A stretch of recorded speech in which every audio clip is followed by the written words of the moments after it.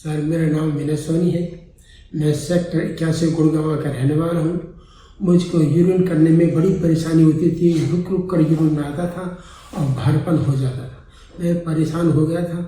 फिर हम नारायण हॉस्पिटल में यूरोलॉजिस्ट डॉक्टर अंकित गुप्ता से हमने कंसल्ट किया। उन्होंने हमारे 2-4 टेस्ट करने को बताए थे। जैसा कि आपने सुना इन बाबूजी को, ये पेशेंट हमारे पास ओपीडी में आए थे with the complain of the कि पेशाब में बार बार रुक रुक के आ रहा है, खुल के नहीं हो रहा है, जो लगाना पड़ रहा है, रात को बार बार उठना पड़ रहा है।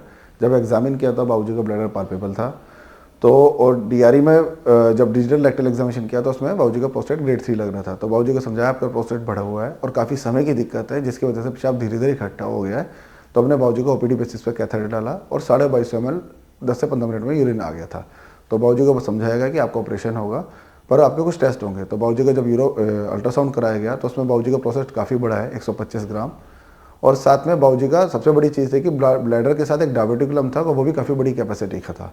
उस टेस्ट में पता पड़ा मेरा प्रोस्टेट बढ़ा हुआ है, जो कि नॉर्मली 30 ग्राम का होता था। मेरा 125 ग्राम का प्रोस्टेट था। उन्होंने मुझको प्रोस्टेट के ऑपरेशन करने की सलाह दी। हम उनके पास गए थे। उन्होंने हमारा 20 दिसंबर 2023 को उन्होंने हमारा प्रोस्टेट का ऑपरेशन किया। 30 दिन उन्होंने हमें ऑपरेशन की करने के बाद में छुट्टी दे दी। मैं बिल्कुल नॉर्मल हो गया, मुझको कोई परेशानी नहीं, यूरिन करने में कोई परेशानी नहीं हुई थी। तो हमने बाबूजी को फिर लेज़र से बाबूजी का प्रोस्टेट का ऑपरेशन किया।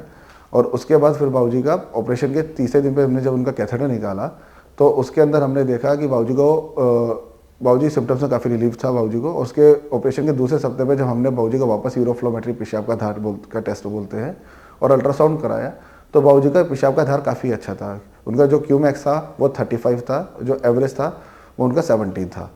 और अल्ट्रासाउंड के अंदर बाबूजी का जो डायबिटिकुलम था उसकी कैपेसिटी 1 लीटर थी। और बाबूजी पहले से काफ़ी सिम्टम्स रिलीव कर गया था, बट स्टिल वो कंप्लेन कर रहे थे कि नीचे भारीपन लगता है। जो डायबिटिकुलम होता है वो जो पेशाब का थैला, यूरिनरी ब्लैडर बोलते हैं जिसको, उससे एक पॉप आउट करके एक अलग से पाउच बन जाता है जिसे हम डायबिटिकुलम बोलते हैं। तो हमने बाबूजी को समझाया कि आपका डायबिटिकुलम निकलवाना पड़ेगा, उससे आपको फ़ायदा और सिम्टम्स में और इम्प्रूवमेंट मिलेगा। तो बाबूजी इसके लिए राजी हुए। उसके बाद हमने फिर लेप्रोस्कोपी कर ली। ब्लैडर का जो डायबिटिकुलम था उसके लिए बाबूजी को प्रिपेयर किया and we did the laparoscopically bladder diverticulectomy. इस ऑपरेशन से बहुत खुश हूँ, डॉक्टर साहब से बहुत खुश हूँ। मेरा बहुत अच्छा ट्रीटमेंट है। And by God's grace, we are able to perform the laparoscopic bladder diverticulectomy. And after the operation, in post-operation में बाबूजी आज वापस आए हैं, तो he is happy and उनके सारे सिम्टम्स रिलीव कर चुके हैं। इस वीडियो के थ्रू हम आपको ये बताना चाहते हैं कि in our Narayana hospital we are able to perform all the advance procedure, चाहे वो लेजर से प्रोस्टेट का ऑपरेशन हो या फिर लेप्रोस्कोपी मेथड से ब्लैडर के डायबिटिकुलम निकालने का प्रोसीजर हो। Thank you.